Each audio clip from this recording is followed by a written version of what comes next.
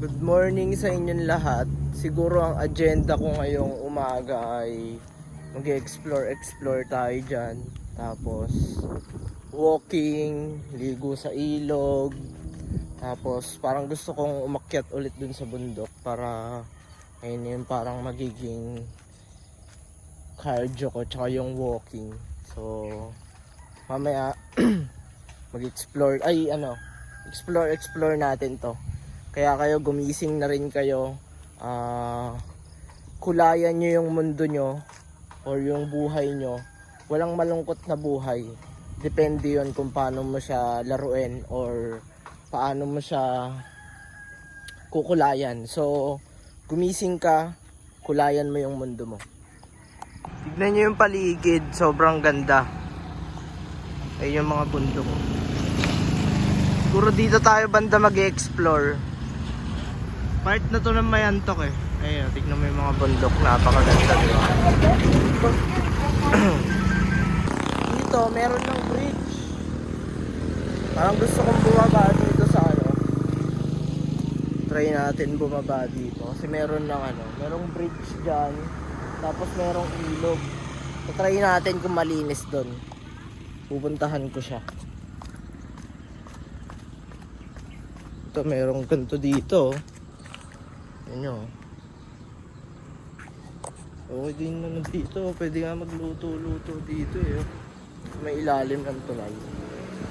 Hangin dito ito yung siguro pwede tayo mag-explore dyan. Doon din pwede. So may bago na tayong spot. Dun mukhang maganda dun kasi umaagos yung tubig dun. Nakahanap tayo ng spot dito. So parang dito ko trip maglakad-lakad. Tapos siguro doon ako maliligo mamaya. Brother, malalim ba yung tubig nito, brother? Malalim yung tubig nito. Ito naman wala namang lagpas sa akin. Banda doon. Thank you, brother. Thank you. Dito tayo mag-walking. Ito, check nyo yung paligid. Haring araw. Sakto, medyo malamig pa yung katawan ko eh. So, saktong-sakto yung araw para mainitan. Tapos, mamaya pag nainitan na ako, kapag nakapag-walking na ako, pwede na tayo maligo sa ilog. Kasi malamig yung tubig niyan, umaga eh. Try kong puntahan yung mga naglalaba doon. Check natin. Nakikita nyo, may mga naglalaba. So ibig sabihin, ayan, zoom natin. Ayan, may mga naglalaba dyan, dito. So ibig sabihin yan, malinis yung tubig banda ron. Kasi may mga naglalaba eh. Ayan, ang dami nilang linalaban. Try natin lapitan kung paano yung proseso ng paglalaban nila sa ilog. Tapos dun lang din nila binibilad sa mga bato. Tapos dun sila naglalaba. Malinis siguro kasi may umaagos dito, umaagos yung tubig eh. Try natin lapitan. Sarap maglakad-lakad sa gantong environment. Alam mo yun, sobrang nakaka-clear siya ng mind. Tsaka yung yung simpleng paglalakad lang, malaking benepisyo yun sa health natin. So, pag kayo, medyo magulo yung isipan nyo, pwede kayo maglakad-lakad. Malaking tulong yun sa pag-iisip nyo. Alagaan nyo yung sarili nyo. Ayan, nandito ako umaga, nag-explore ako. Basta magpaka-busy kayo sa buhay. Mas masarap maging busy or laging may ginagawa kaysa walang ginagawa. Try ko na walang ginagawa eh. Lagi akong, alam mo yun, sobrang ang hirap kapag walang ginagawa. Mahirap siya. Tingin ko nung wala nga akong ginagawa, parang pumasok ako sa depression eh. Parang ganun yung nararamdaman ko nun. Yan lang. Nagtatanggal na pala ako ng sapatos kasi hindi ko siya aapak na tayo sa tubig eh. Ito ang ganda dito. Check nyo yung parang may mga lumulutang. Lamig ng tubig. Sarap pagbabad. Mamaya na ako magbababad. Bali maglalakad-lakad muna ako. Ayun, may mga naglalaba doon. May naglalaba doon. May naglalaba din dyan. May naglalaba doon.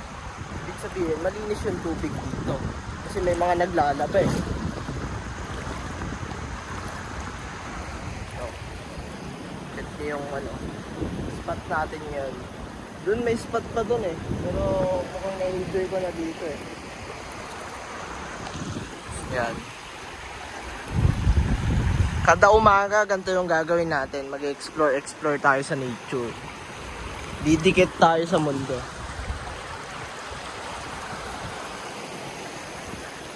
Pakinggan nyo yung agos ng tubig.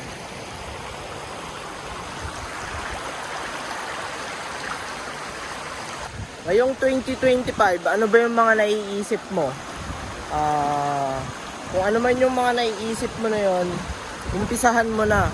Ayun yung pinaka-importante, umpisahan mo. Wala kang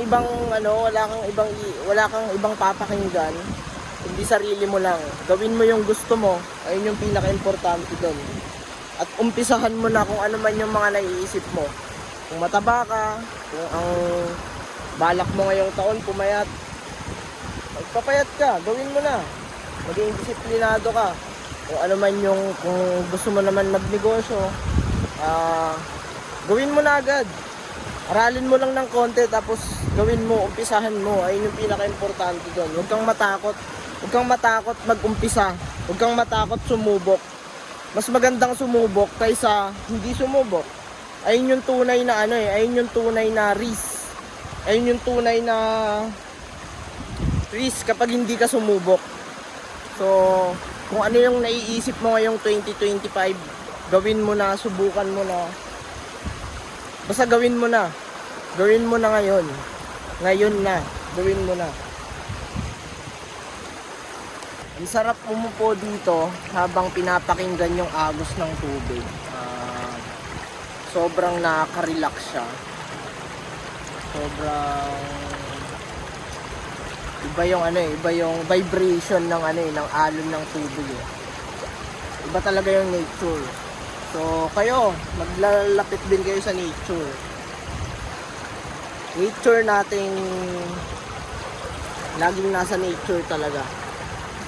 Kaya ito, nandito ako. Ganito yung lifestyle na pinili ko.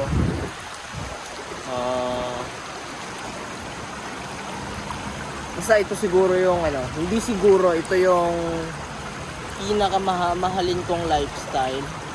Kasi sa metro, lagi akong burnout talaga sa metro eh. Pero ito, hindi pa ako nakakaranas ng pagka-burnout kapag nandito ako sa mga gantong lugar. Yan. Hindi pa naman mainit. Tinatanggal ko pa lahat ng lamig ng katawan ko bago ako magbabad-babad. So, yun lang. Dito may akasya dito. Dito tayo ngayon sa magandang spot.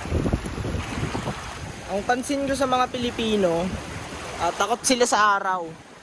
Huwag kayo matakot sa araw. Maraming maibibigay na benepisyo yan sa ating katawan. Isa rin yan, kaya lumalabas ako ng umaga para magpa-araw. Huwag kayong matakot sa araw. Mahalin nyo yung araw kasi marami siyang maibibigay na benepisyo pagdating sa katawan nyo. Gila nyo, pagmasdan nyo na lang, napakaganda ng araw. So, dito ka sa ilog. Diba? Mahalin nyo yung ginawa ng Diyos. Ito, katulad nito. Araw. Meron tayong ilog. Dito tayo ngayon. Mahalin nyo yung bawat segundo ng buhay nyo. I-appreciate nyo lahat ng malaki man yan o maliit. I-appreciate nyo lahat. Ayun yung pinaka-importante doon. Ito, nandito tayo. Dito, mabato na dito sa park na to. Tapos dito, may ganyan dyan. Merong ano dyan. Ito, ilog na yan. Sabi pala sa akin ng Diyos ay, anak, gawin mo lahat ng gusto mo. So, kaya ako nandito ngayon. Ito, nagbe-video ako ngayon. Nandito ako sa nature. Kasi, sabi ng Diyos sa akin ay, anak, gawin mo lahat ng gusto mo. At ibibigay ko sa iyo ang lahat. Hindi ko alam kung ano yung ibibigay niya. Tsaka hindi na rin ako umaasa na kung meron man siyang ibigay o wala. Para sa akin, nagpapasalamat pa rin ako na yung paggising ko na lang sa umaga eh. Tsaka yun nga, yung nakakahinga ako ngayon. Para sa akin, ayun yung lagi kong pinagpapasalamat sa Diyos na yun. Kaya kayo, kung ano man yung sinasabi sa inyo ng Diyos, sundin nyo lang. Sundin nyo lang yung sinasabi ng Diyos. Hindi kayo ililigaw kung ano yung sinabi niya. Kung tingin mo ito yung purpose mo, tingin ko ito yung purpose ko eh. Kasi ito yung gusto kong gawin. Inutos niya sa akin na, anak, gawin mo ang gusto mo. So ngayon, ginagawa ko yung gusto ko. Nandito ako ngayon. So yung mga bagay na hindi ko gusto, hindi ko na siya ginagawa. So, kaya ako nandito ngayon dahil inutusan ako ng Diyos. Share ko lang din pala, dati pala, wala akong Diyos. So ibig sabihin, atheist ako. Ganun ako, hindi naman ako ganun lumaki. Lumaki akong Kristiyano. Pero hindi ko rin kinukonsidered na sarili ko ay Kristiyano dahil ang paniniwala ko ay sa puso't isipan. Hindi ako yung traditional believer ni God. Naniniwala ako sa Kanya sa puso't isipan. Simula nung tinanggap ko siya, maraming nagbago. Sa behavior ko, sa attitude ko, maraming nagbago kasi nung kinukumpara ko yung dati, yung dating atheist ako, nung wala akong Diyos, tapos nung tinanggap ko na siya sa puso't isipan ko, marami talagang nagbago. So, para sa akin, isa rin yun sa nakapagbigay ng daan dahil masasabi kong hindi na ako ligaw ngayon. Meron ng direksyon yung buhay ko simula nung tinanggap ko yung Diyos sa puso't isipan ko. Sinasabi ko, hindi ako traditional believer ni God. Hindi ako yung taong nagsisimba. Naniniwala ako sa Kanya sa puso't isipan. Mahalin nyo ang Diyos sa puso't isipan. Babad na tayo sa tubig. Tamang-tama yung init ng panahon. Nainit na yung katawan ko. Tapos yung lamig ng tubig. Sobrang sarap. Perfect combination siya.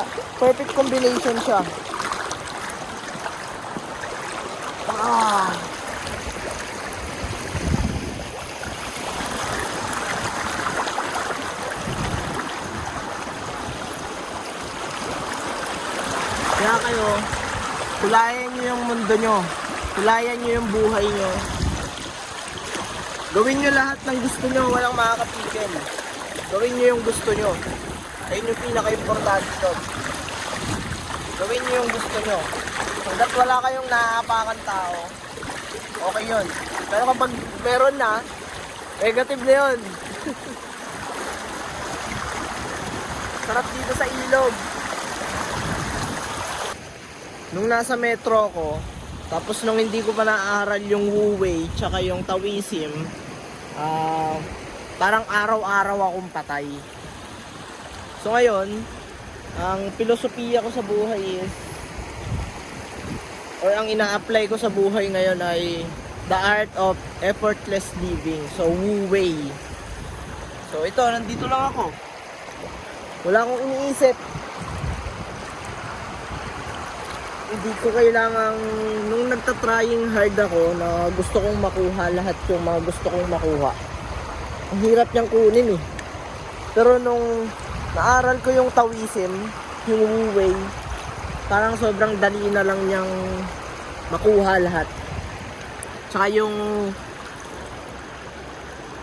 yung pamumuhay ko ngayon sobrang effortless na. Kaya nandito rin ako. Kaya mas pinili kong ganto-ganto na lang. And then, kung interesado kayo sa ganong sa ganong pamumuhay, The Art of Effortless Living, aralin nyo yung Wu Wei, Taoism.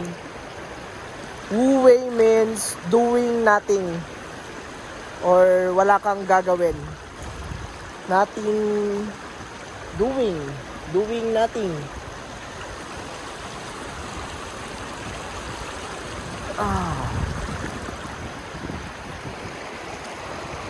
Sarap magbabad, napakalamig ng tubig. Tsaka ang sarap nung ang sarap pakinggan nung nung agos ng tubig. Sobrang talaga, sobrang nakaka-clear siya ng mind. Basta iba, sobrang iba yung sobrang sarap ng buhay ko ngayon. Masasabi kong nasa buhay akong masarap.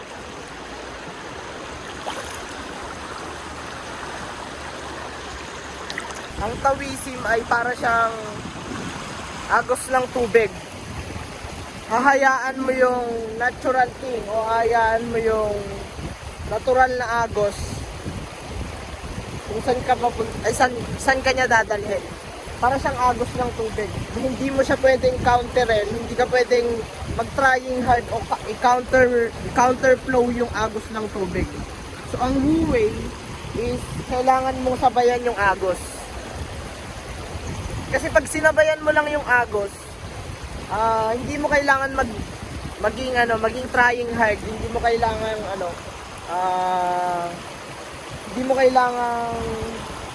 hindi mo kailangan magpakahirap kasi sasabay ka lang sa may agos eh. So kapag sumabay ka sa agos, mas mabilis kang makakapunta sa paroroonan mo kasi sumabay ka sa agos eh. Hindi ka kumounter, hindi ka trying hard. Hinayaan mo yung agos kung saan ka dadalhin. So ayun yung Taoism.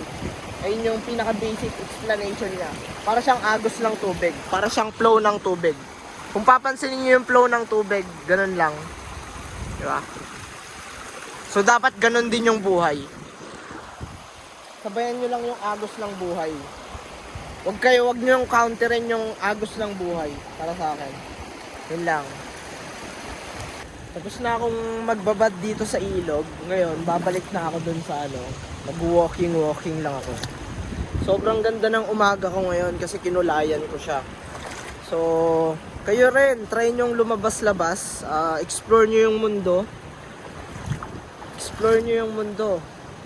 Kahit basta try nyo lumabas. Marami kayong matututunan kapag lagi kayong lumalabas.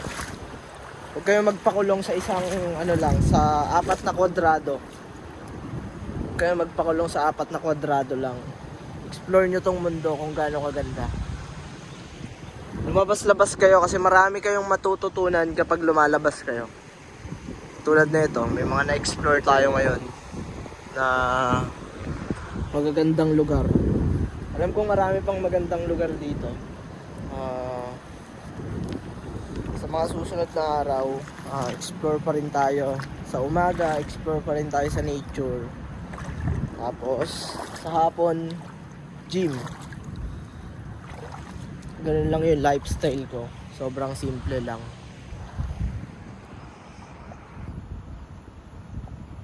Dito pala, nakikita nyo yung nasa likod ko. Paalay yan. Ayun yung bigas na hindi pa nai-is o hindi pa siya na-extract. So meron pa siyang hash. Hash ba yun? Hash? Or ano ba tawag? Kusot. Meron pa siyang kusot. So ito, dito sa probinsya, binibilad dyan ng mga farmer. Ayan. Ganyan sila magbilad. Tapos nandun yung mga nila, panghalo nila. So ganyan. Sa probinsya, normal na meron kang makitang ganto. Kadalasan sa kalsada pa nga to eh. Dito sa may sa may tabi lang to ng hindi nga siya tabi ng kalsada or sa mismong kalsada. Kadalasan talaga yung mga farmers sa kalsada. Maraming nagbibilad ng ng palay dito.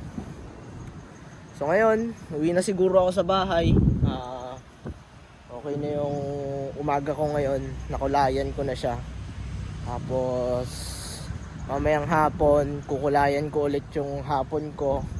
So ano pa rin, pagmamahal pa rin yung gagawin ko, pagmamahal pa rin sa sarili yung gagawin ko. Pag-i-improve pa rin sa sarili yung gagawin ko.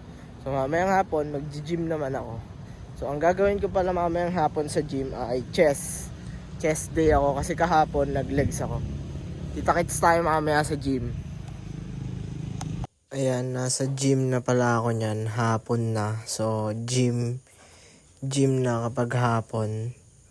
Bali ang win-workout ko pala ngayong araw ay yung chest. Ayan. Hapon, health pa rin. Full time tayo sa sarili natin. Full time nating minamahal yung sarili natin.